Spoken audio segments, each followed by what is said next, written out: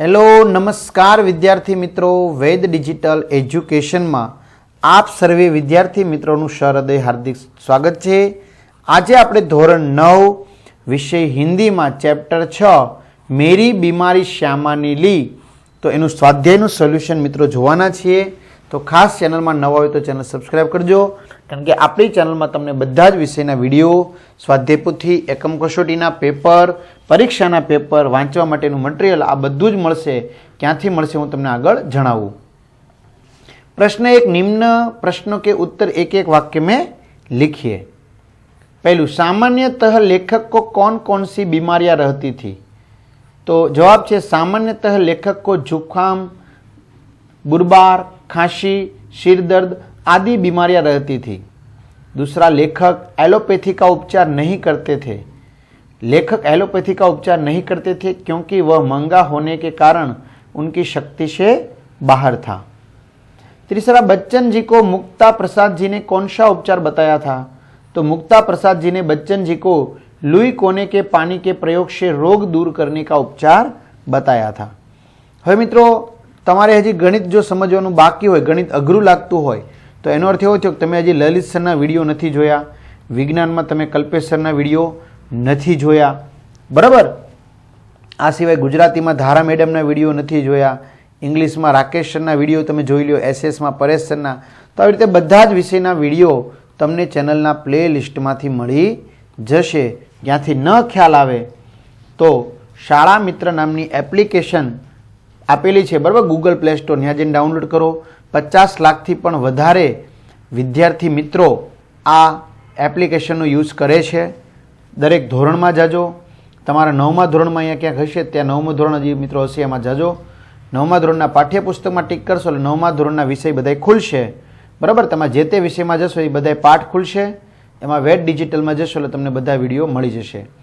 तमारे एकम कसोटीना पेपर ने परीक्षाना पेपरनी जोतुं होय तो वेद डिजिटल एज्युकेशन एप्लिकेशन डाउनलॉड कर लियो। आमां स्वाध्याय पोथी ने बधुं आमां मळशे।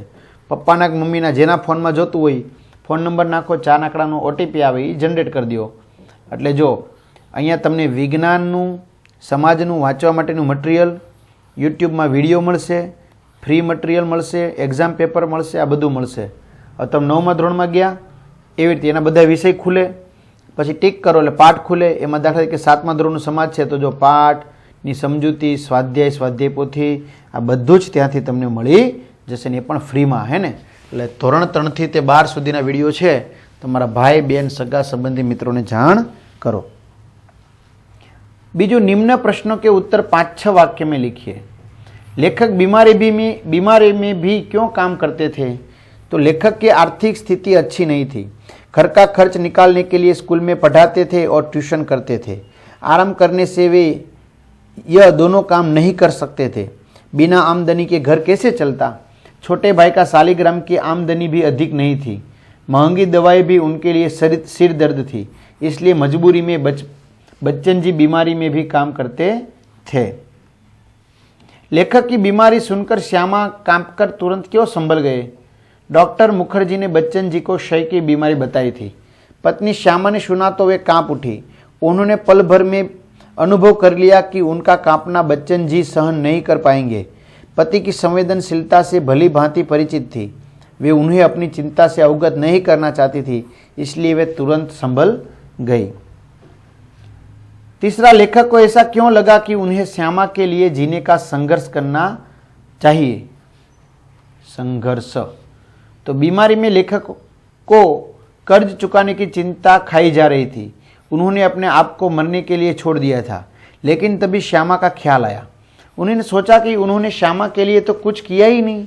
अब यदि अपने कर्ज का भार भी उस पर छोड़ जाए तो उनके जैसा अपराधी कौन होगा? यह सोचकर उन्हें लगा कि उन्हें श्यामा के लिए जीने का संघर्ष करना चाहिए।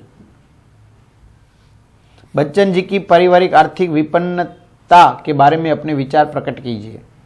तो पत्नी श्यामा के साथ बच्चन जी का जीवन संघर्ष में रहा। वह स्कूल में पढ़ाते थे, ट्यूशन करते थे, अपनी किताबों से भी कुछ पैसे मिल जाते थे, फिर भी खर्च पूरा नहीं हो पाता था। छोटे भाई सालिग्राम का वेतन बहुत कम था।